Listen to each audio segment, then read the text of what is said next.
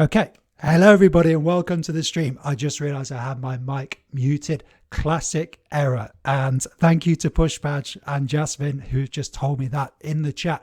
Welcome everybody. Let me know now, can you hear me? So after that false start, let's get straight into the slide. Create some value for people. DC, hello to you too. So we're talking about powerful positioning in VBA. We're going to cover three things today. We're going to talk about the need. What is it? If you've never come across these techniques, I'm always wary when people say it's a game changer, but it's going to open up so many possibilities in Excel VBA, some of which you may never have thought possible. We're going to talk about the need. What does it allow it to do? We're going to talk about a key tool, which is .end Excel down, .end Excel to right, .end Excel to left, .end Excel up. Again, if you're not using these, they are super powerful. Thank you, DC, for telling me the sound is on, and welcome. Then finally, our key concept is range, range, range. So these are the three things we're going to focus on today. And what I want you to do today, a little bit different to usual, is go ahead now. I'll give you a few seconds. So DC, this means you. Jasmine, this means you. Pushpatch, this means you. Welcome to everybody. Go ahead now and open a new Excel file. Work along with me. We're going to get straight into it. We're going to create a random data set first. Now, you might say, could have done this before. Yeah, I could have done this before, but I think it's really helpful for people to be able to see, just kind of general usage of Excel and doing something that you have to do quite often in Excel, which is, generating some random data. I do this when I'm testing models. I do this in situations where I'm doing video filming, for example. So go ahead, work along with me. And let's just say video.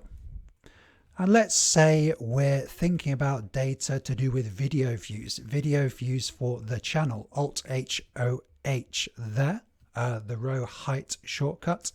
And here we're going to say, let's do it like this, shall we? So video, the and sign, and then let's say row, the row formula, and then -5. So -5, yep. So this should come out as video 1. I use the row and column formula often when I'm generating this kind of random data. I can now double click, autofill down. So we can already see we're moving towards a data set. How can we randomly generate some numbers for the views? Well, we can say rand between, and let's say 110,000 there. Is that the right number of zeros? Yes, it is.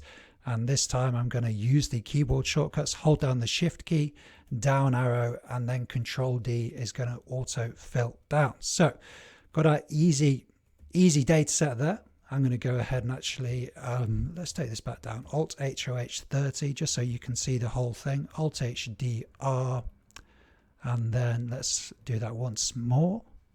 You can almost see it all. I just want you to be able to see the whole data set. Let's just chop off the bottom here. Okay. So very simple, created a data set. If you hit the F9 key now, Excel is going to calculate and we can see those random numbers changing. So cool. Excel, we can do all this cool stuff. Let me know in the chat. Are you working along with me?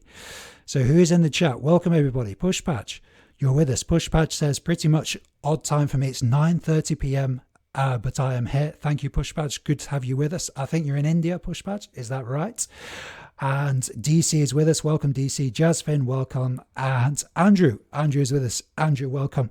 Good to have you with us today. So we've got our data set here. I'm going to go ahead and fix these values.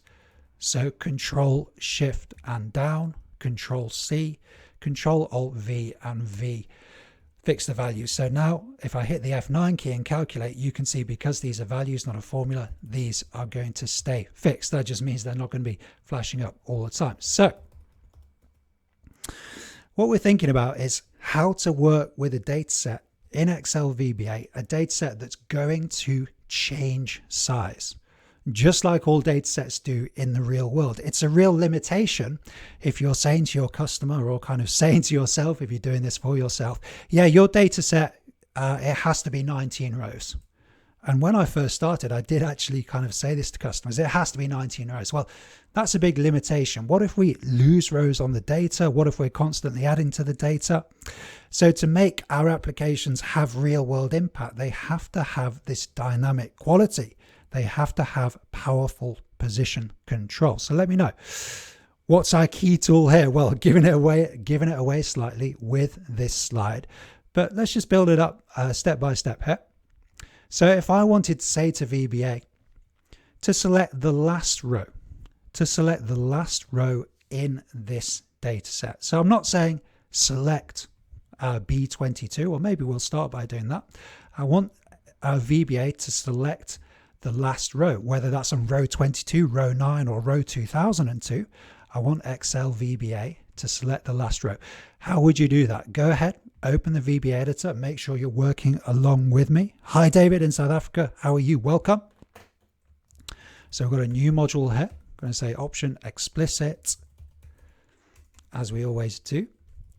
Then we're going to say sub, let's just say position control. Meaningful name for the routine here. Okay, there we go. And let's start with a simple selection.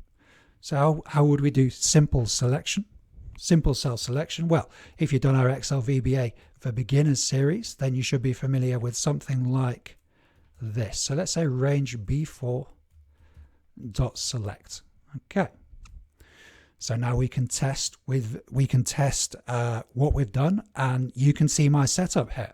And I'm streaming and managing to do this. So you've got no excuse. Create this setup where you can see Excel and the VBA editor at the same time. This is super useful for testing. Super useful. It's good to have two screens. I've got 3 screens set up today.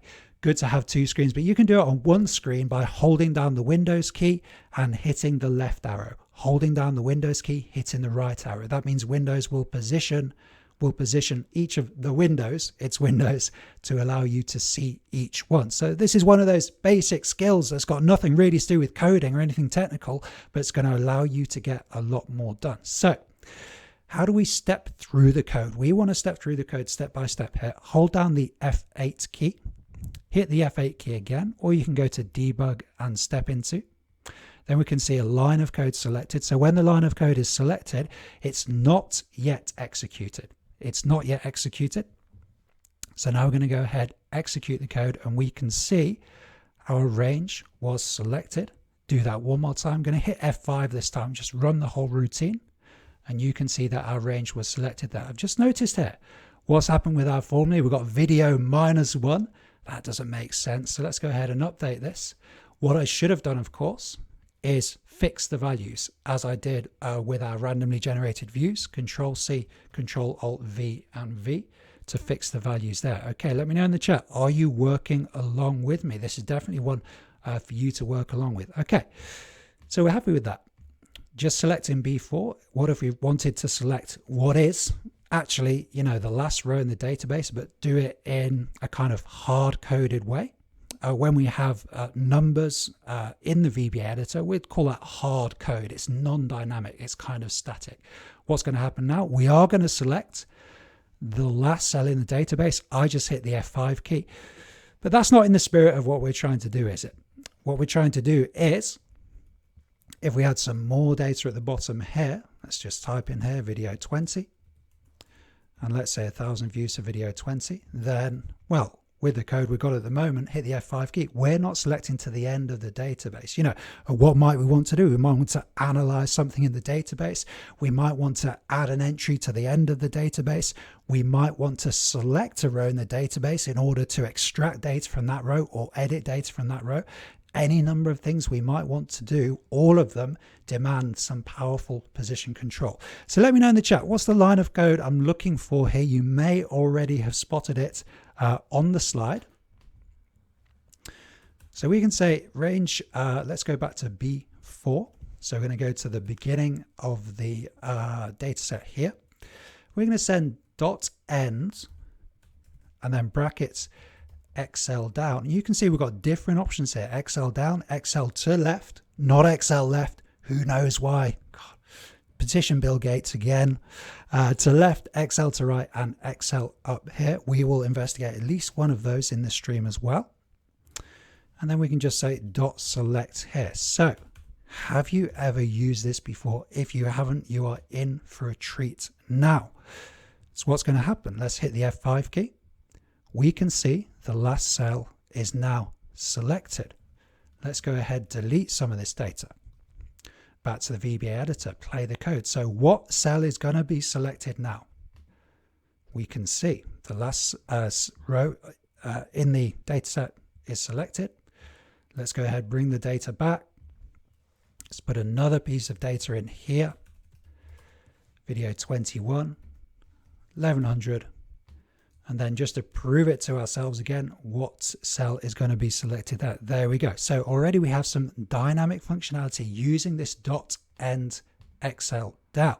Now what's going to happen? What's going to happen if we do this? Say we have an empty cell. You know what it's like, whatever reason it might be, we have an empty row in the database, something like this. Now, where are we going to select? What do you think? Do you think we're going to get down to the bottom? I'm not sure. We're going ahead. And this tells us how this code is actually working, how this little construct works. It goes to the ends of the data set. An easy way to explain it is it goes to the first empty row and then selects the cell above it. So this is something for us to bear in mind, and maybe we'll talk about that later, how we might deal with that kind of issue. Okay. So this is looking pretty good here. Let's get back to our slide. So hopefully you've got a sense already of what the need is. I've mentioned a few things we might want to do. And for the first few years in my Excel VBA career, I didn't have these techniques, these powerful position control techniques. And, you know, it was definitely a limitation on what I could do for customers. You know, I had to explain to them the limitations of the application. And then suddenly when I started integrating these position control techniques, you know, clients were like, how's this working? This is amazing. You know, I've added an extra row and the code is still working. You know, people are used to that kind of limitation. So just by adding some powerful position control techniques we're doing today, you can deliver way, way more value for your customers. So we've looked at our key tool here. So the next question I've got for you, and again, I may have given away the answer already, but the next question I've got for you is, what are we going to do if we want to select the whole data set? As I've already said, there's any number of reasons we might want to do that. We might want to do an analysis. You know, you might want to do some analysis on these values here. You might want to get to the end of the data set to do some positioning. You might want to locate a row using match. You might want to locate a particular entry. In order to do all of these things, we're going to have to select the whole range, not just a single cell. So how might we go about doing that? Selecting a range of cells dynamically here, powerful position control. Andrew says, I would work with a variable which counts the rows where the data is present. Yes, this is absolutely possible. So in VBA, yeah, we could use some kind of loop, probably a do until loop, and say to VBA, keep counting down the rows until you get to a row that doesn't have any data in. Another perfectly viable way to do this. And as always, is there one correct way to do it? No, there isn't. You've got to get yourself in the best position. The best position is to have multiple possible ways to do it and to be able to choose the most appropriate one for the situation. So yeah, we could loop through the rows. Every time we loop through, we count up, use a variable to store that number, and then use that variable to do whatever we need to do. Yes, so that's absolutely possible, Andrew. I like the idea. So what we're going to focus on today is our key concept, back to the slide, is range, range, range.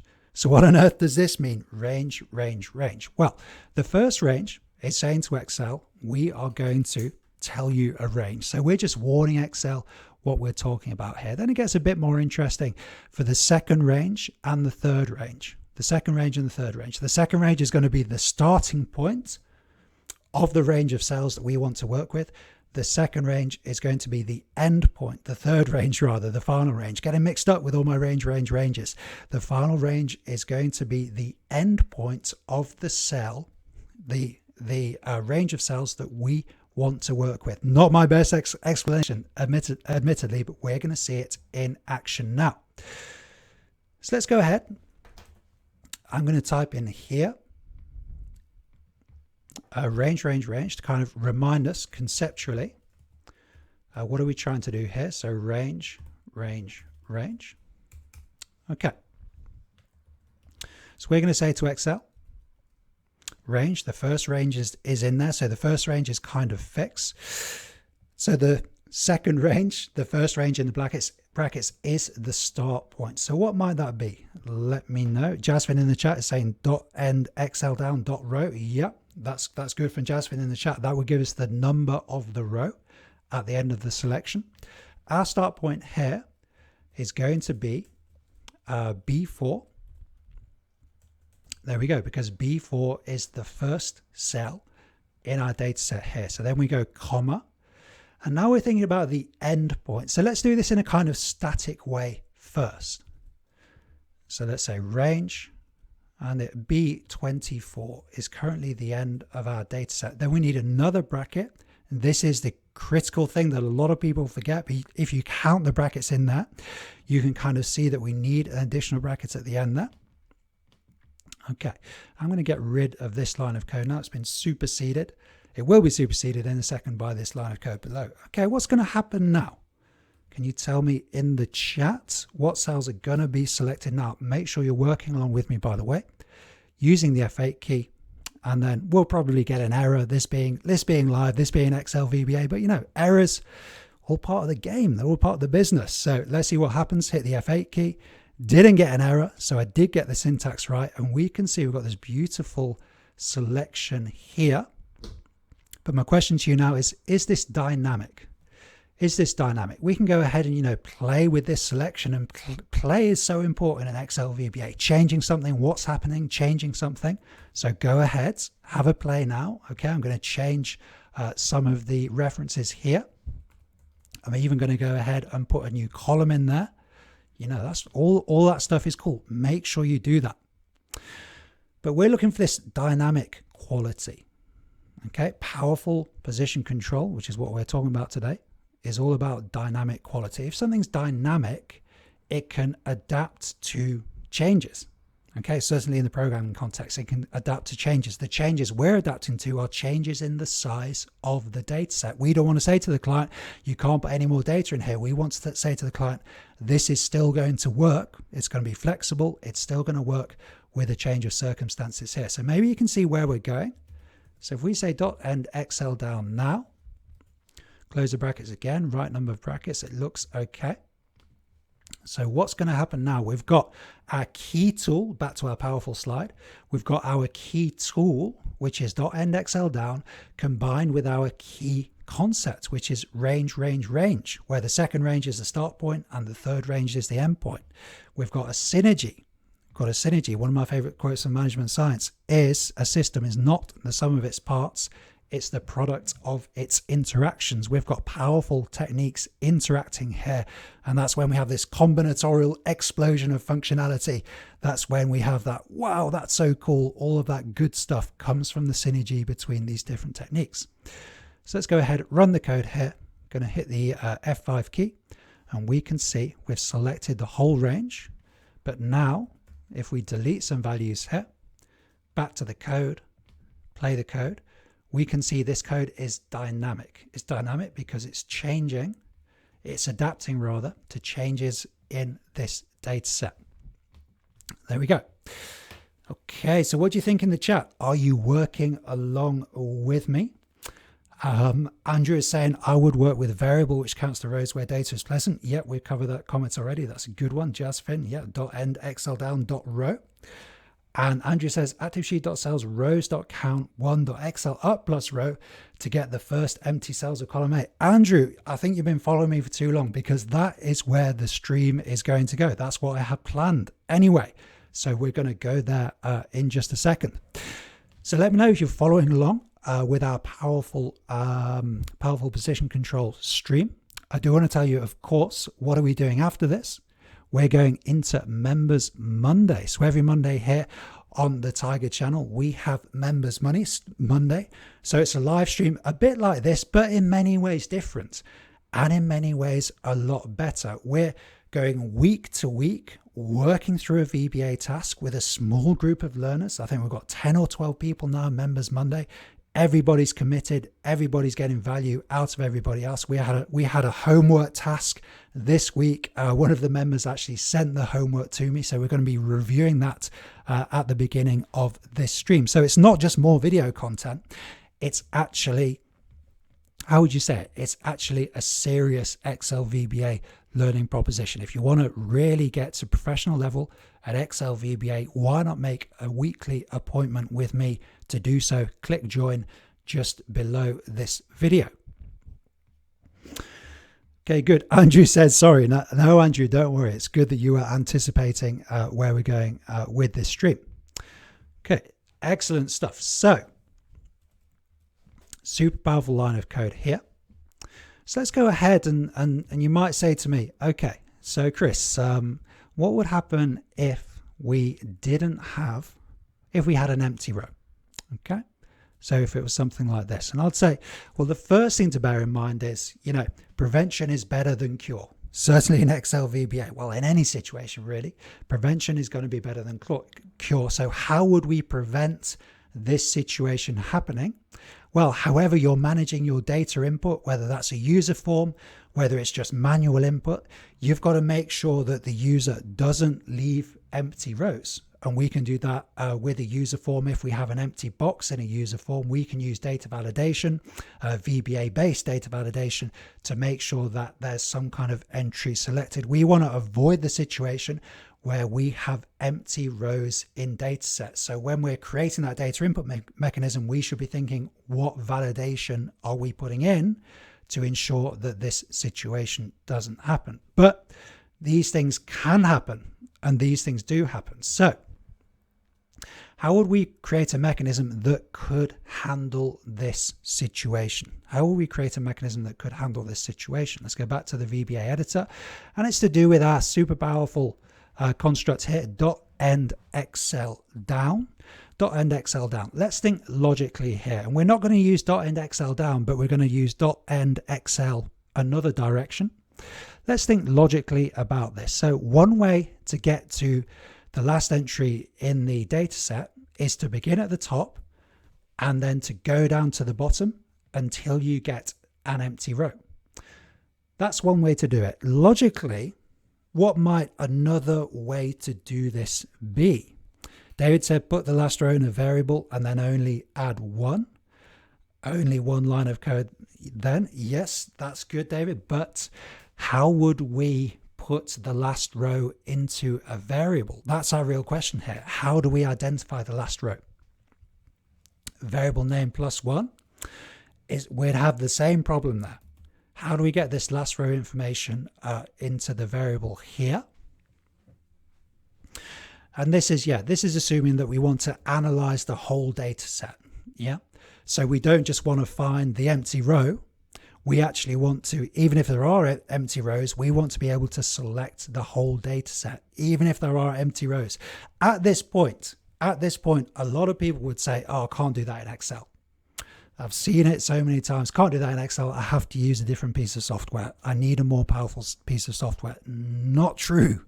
Not true. You need some Excel VBA skills. Maybe you need a Members Monday membership. Click join below this video to have a look at that. So can we take, using Andrew's example. So, okay. So let's try to build this up step by step. And let's call this select bottom row. And let's just say 2 there, because it's our second approach here. Right. So what if we were to do this? I mean, let me ask you this question first. How many rows are there in an Excel spreadsheet? How many rows are there in an Excel spreadsheet? Have you ever thought about that? How would we actually find that out? Well, you can go ahead, hold down the control key. Hold down the control key. I'm going to have to go to my big view for this. hold down the control key and hit the down arrow, you're going to get to the last row in the spreadsheet, which on my system, and I believe this is uniform across all systems, 1 million.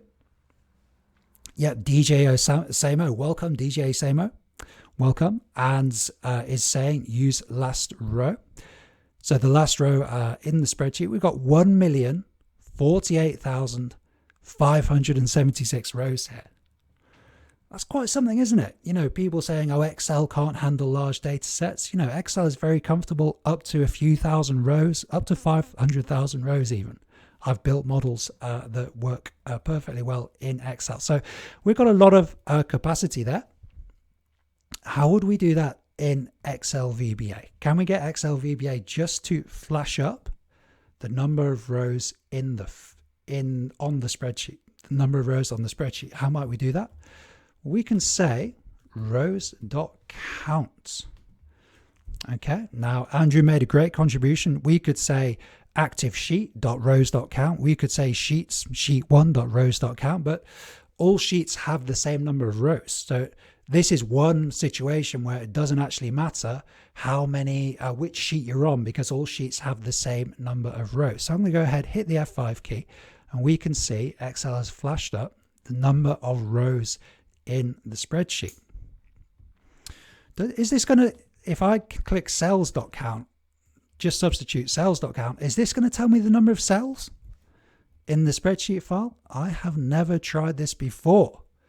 We're breaking new ground here on the live stream. I'm going to hit the F5 key. Okay, overflow, so the number's probably too big. So that's something for me to look at. Anyway, rows.count. Right, with this information, and I hope you're working along with me in the chat, with this information, can you select the last cell in column A?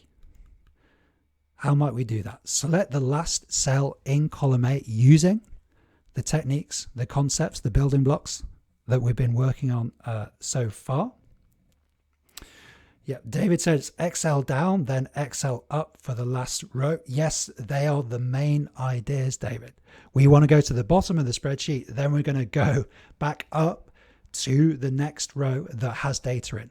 Conceptually, logically, that's what we're going to try to do. So how about this? Range. And let's go for column B actually, rather than column A. Now we can use an and sign here. The and sign is going to connect the string, which is B, to the, what would we call this? To the property. So the rows. Then we close the brackets and just hit select. So what's going to happen here? I love this stuff. Super powerful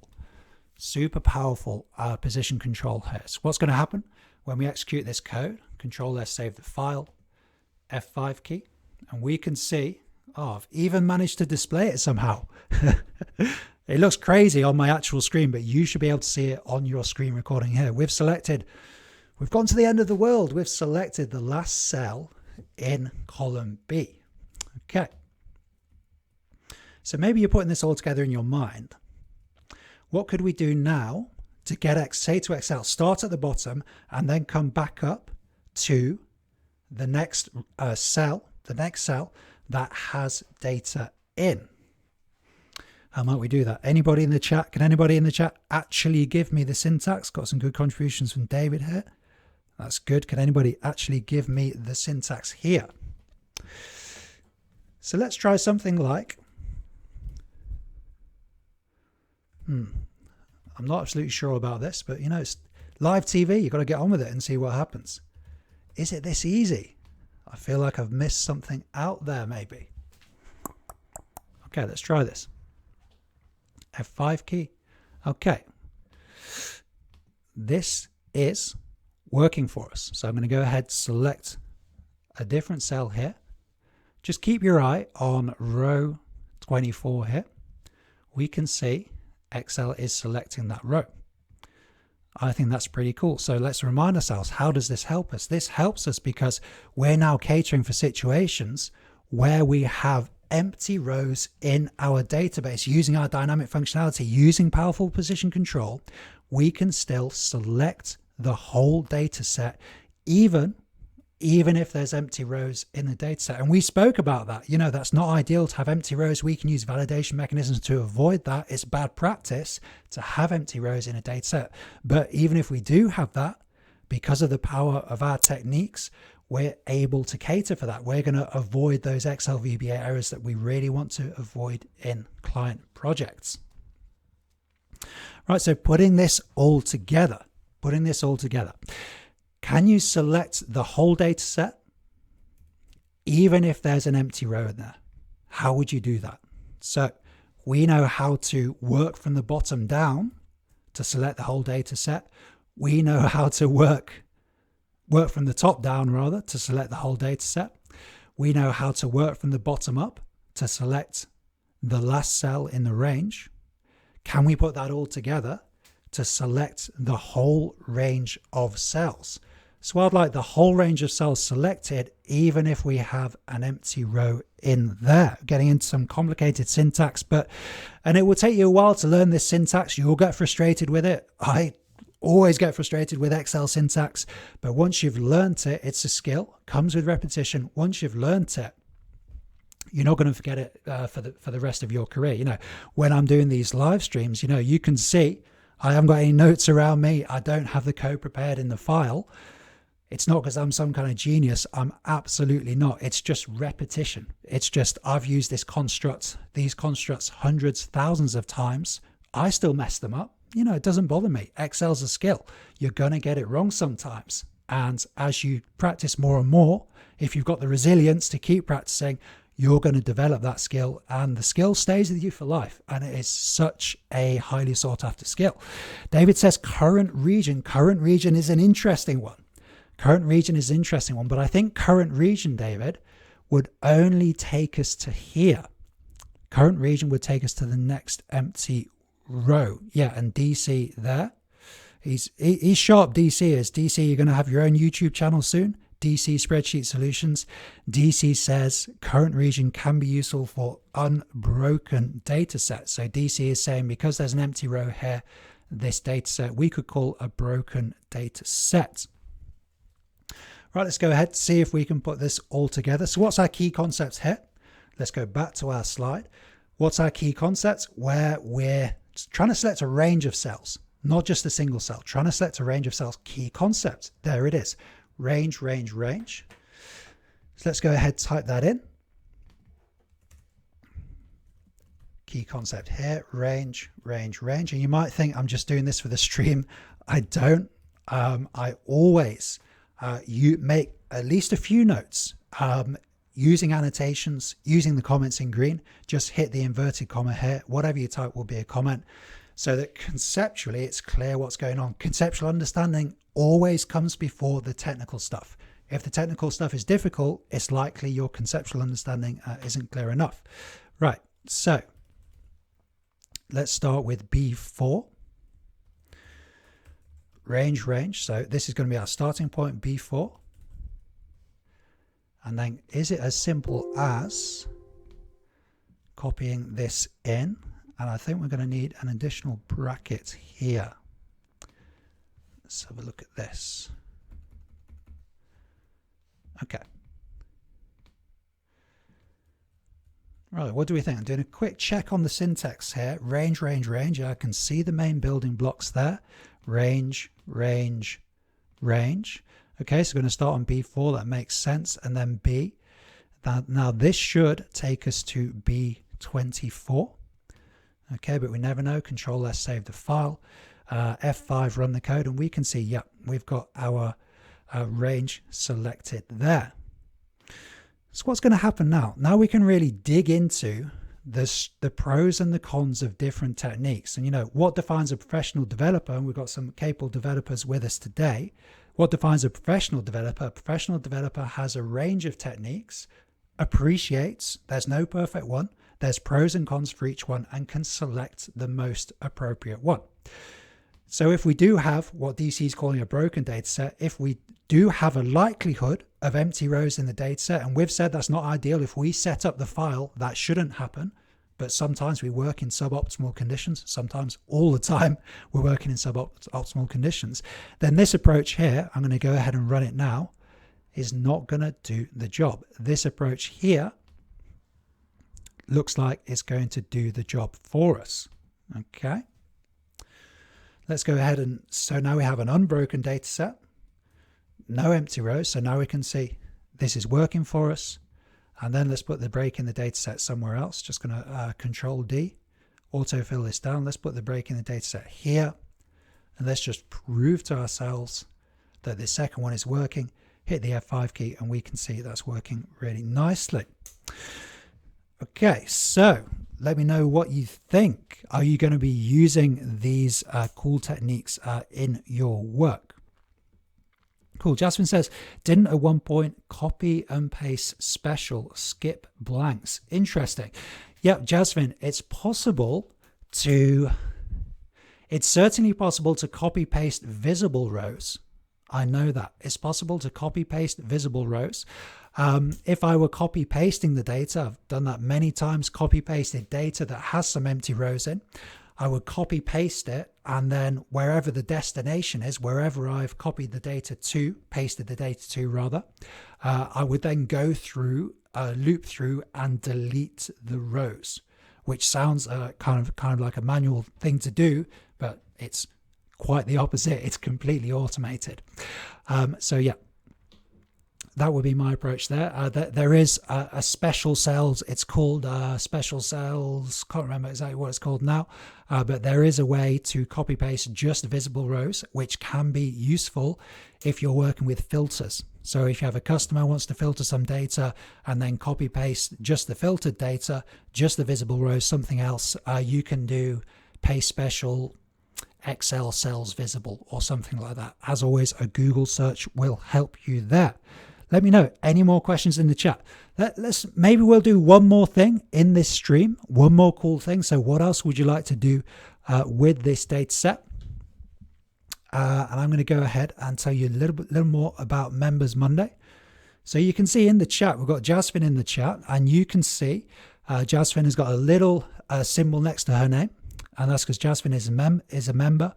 David Voss as well is a member. He's got a symbol next to his name. That's because they're members of Members Monday. And Members Monday is our weekly class.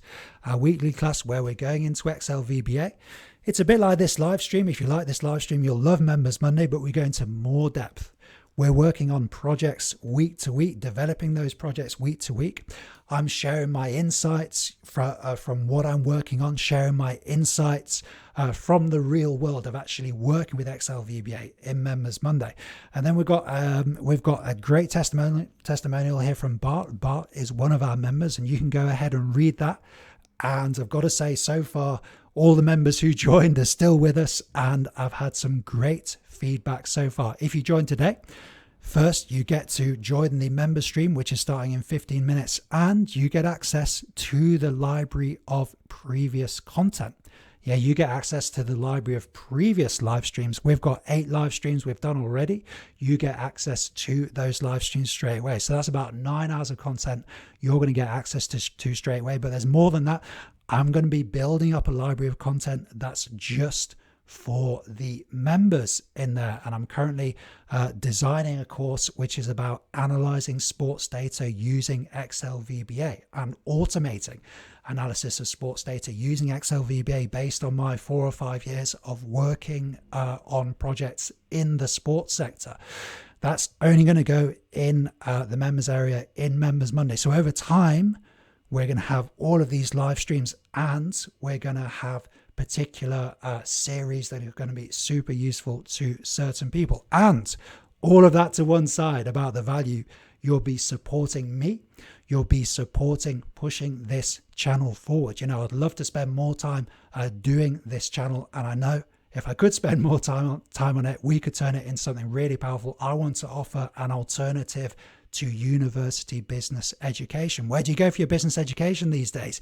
It's difficult. It's not accessible to everybody. I want to improve that accessibility, offer really high quality education at a reasonable price. If you want to buy into that, quite literally, get involved with Members Monday. Click the join button below this video. I would absolutely love to see you at 5 o'clock today. Right, let's see. What have we got in the chat then? With that code, how will you select the whole data set? Yep, that's what David's saying. Okay, we're using an anchor point now. What will happen if B4 is not the same on the other pages, headers and such? That's a good question, David. And David Cooper says, using tables or named ranges, you can set dynamic anchors. Yep, that's true. Okay, so this is a great question here from David. So David's saying, okay, yeah, this is hard coded here. Okay, this is hard coded. Now, I've dealt with this in various ways. I was just talking about sports data, and with my customer there, we actually loop through about 10 to 15 files, and each file has a different anchor point. Okay, each file has a different anchor point. So you can actually go ahead, create a little table here, and then I will list the anchor points for each file, for each sheet right here in the table. So we can say B4 here, and then we can go ahead and use a variable here. I'm going to use this example, but you could use either. Let's say start points. Points as, and I actually use a string variable usually, although you could use a range variable to do this. As variable. Okay, now what's a variable? A variable is just a place to store some information that's going to help us in the code. And then we can say start point. So what value are we going to store in this variable? Okay, so where do we put that start point in? In F4. So range F4. Have we got a caps lock on? No. F4, there we go. Okay, now I want to see, is the value in the variable? I'm going to use the F8 key here as variable, dim start point as string. There we go. Hopefully someone pointed that out in the chat. Come on guys, help me out. Ian Box is in the chat. Welcome Ian. I don't think I've seen you in the live streams before, so let me know whereabouts are you based in. And DJO Samo, I don't know where you're from either, so I always like to know a little bit about the members. Let me know where you're based, and let me know where are you in your Excel VBA career. Have you got any particular questions? Okay, so using the F8 key, is the value in the variable? The value is in the variable. So now I can go ahead and I'm going to hit Control F and do a find and replace. Control F, and then let's go to replace. I want the scope of this to be the procedure. Yeah, because I only want to change the values in this particular routine. Find B4 with the exclamation marks and change it to start point. Okay. There we go, replace all. Okay, 2 replacements were made. So now you can see we've replaced the hard-coded range with a variable. Okay. So what's going to happen now? Again, using the F8 key. So I'm just hovering the cursor over the variable. You can see B4 is in there and B4 is in here. Okay, I'm not sure if this is going to work again, but let's see. Okay, and this does seem to work here. Okay, so if you wanted to change this to B5, just as an example, hit the F5 key and you can see we've now started at B5. So this is one way. This is one way to deal with different starting points. Okay. Yes, yeah, David says, I take it this will be on your famed engine sheet. Absolutely, it would be on the engine sheet. So by the engine sheets, we're talking about a sheet that we're probably going to hide from the user that has all of the stuff that keeps the system going, just like an engine in the car. We don't want, when you drive your car, you don't want to see your engine, but occasionally the mechanic's going to have to go in there and check something out for you. That's why we have a sheet that does the same role on in an Excel file. Yeah, thinking about a car. I've also said a house, thinking about building a house. These are good kind of patterns of thought for you to adopt when you're thinking about an Excel spreadsheet. DJ Osamos from Algeria, welcome. Fantastic stuff. Jasmine says, with the engine sheet, there could be some sort of index match or lookup to get the new anchor. Jasmine, you know, my members, quite a few of the members are in here today. I can tell week to week the members are getting better. And that's a great point from Jasmine rather. So we could go ahead and say sheet name. sheet name here, Alt HW to wrap the text, sheet 1. Yeah, and then we could build up a table here of different anchor points. So that's a great shout there, Jasmine. That shows me that you're thinking on the programmer level. How would a whole application work? How would this work with multiple sheets? You're thinking the right way. Fantastic stuff. Jasmine says, and I have the ability for the end user to change the anchor. Exactly. That's exactly how the mechanism works on the project I'm talking about. So that particular user is quite a proficient Excel user. So everything I do guidance videos, and I say, if you want to change this setting, go into the engine, and then here's the table to change this setting.